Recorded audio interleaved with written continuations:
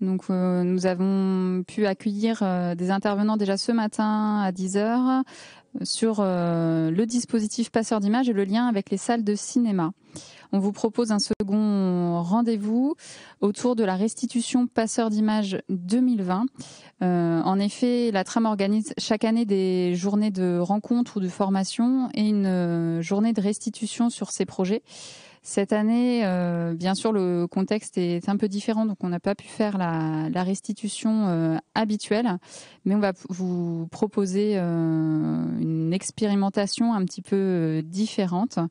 Je vais revenir tout de même sur quelques chiffres de l'année 2020. En effet, on a soutenu 32 projets passeurs d'images. On a eu tout de même 22 créations. Donc c'est un petit peu moins que d'habitude. On est à peu près à 2/3 de création par rapport aux années précédentes. Et on a touché une vingtaine de jeunes en moins, mais tout de même, on voit que les actions passeurs d'images ont pu avoir lieu, même si c'est sur un calendrier un petit peu décalé. On a certaines actions 2020 qui se terminent encore là sur cette nouvelle année. Actuellement, on a les projets 2021 qui commencent également. On en soutient encore une fois une trentaine. Donc on voit que malgré la situation, cet élan pour les actions d'éducation à l'image est toujours présent.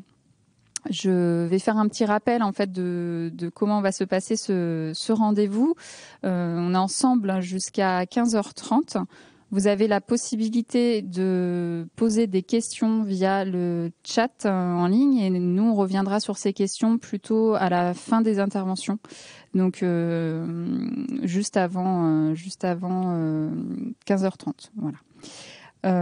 Pour ce qui est des chiffres, passeurs d'images, donc ce sont des actions qui se déroulent plutôt en quartier politique de la ville, mais au fur et à mesure des années, ça s'est ouvert aux zones de revitalisation rurale.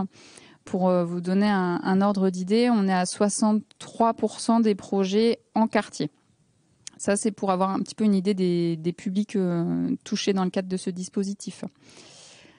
Donc cette année, je disais 22 films qui se sont faits sur un autre calendrier. Donc là, je vais vous présenter une expérimentation que la TRAM a souhaité mener sur les quelques films qui étaient terminés en 2020. On en a fait une sélection.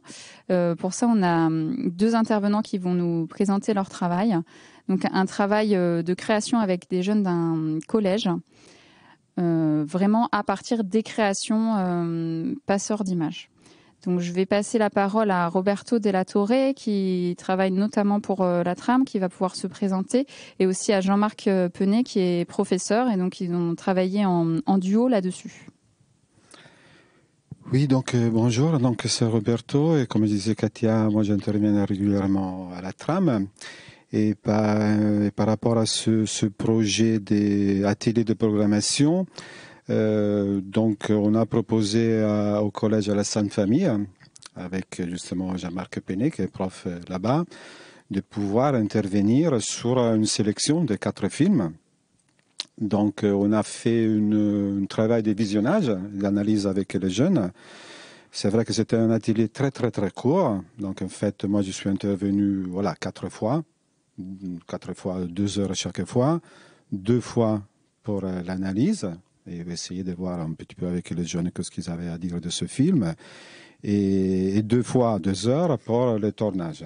Parce qu'il faut savoir qu'on a justement produit des petits films un petit peu sous la même couleur des films qu'on a visionnés. Donc on a repris soit des passages techniques, soit de mots-clés, des phrases qui peuvent évoquer ce film-là. Donc, bien sûr, donc, cet atelier, on l'a mené à 2, justement, avec Jean-Marc. Et peut-être, justement, tu as quelque chose à dire. Alors, moi, je travaille dans un collège, on a un dispositif un peu particulier. Donc, moi, j'ai quelques heures face à des élèves volontaires qui s'inscrivent à l'année. On fait, moi, j'appelle ça de l'éducation à l'image, donc ça touche tous les domaines. Donc, ça va du cinéma, du pré-cinéma de Méliès ou, je sais pas moi, les jeux vidéo. Et donc, Roberto m'a proposé ce dispositif. Donc, on s'est retrouvé avec à peu près 25 élèves. Et donc, on a essayé, dans un premier temps, d'analyser les films proposés. Et dans un second temps, on a essayé de faire un petit film sur un temps très court. Hein. Je pense que chaque film, le temps de réalisation, c'est à peu près 1 heure. Donc, moi, j'aurais aimé passer plus de temps sur la réalisation. Mais bon, le calendrier nous obligeait à aller très, très vite. Les élèves ils ont trouvé le côté analyse de film un peu fastidieuse, mais par contre, ils ont adoré justement passer à ce moment de réalisation.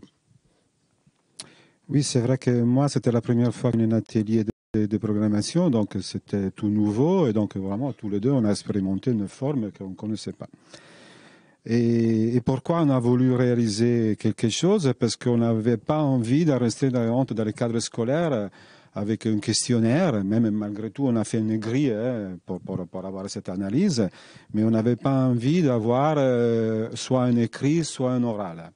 Et donc, j'ai proposé la production de tout petit film, qui, comme disait Jean-Marc, on analysait pas 1 heure, parce que moi, je suis intervenu 2 fois pour la réalisation, on a fait 4 films. Donc, grosso modo, j'avais entre 30 et 45 minutes pour faire un film. Bon, on l'a fait.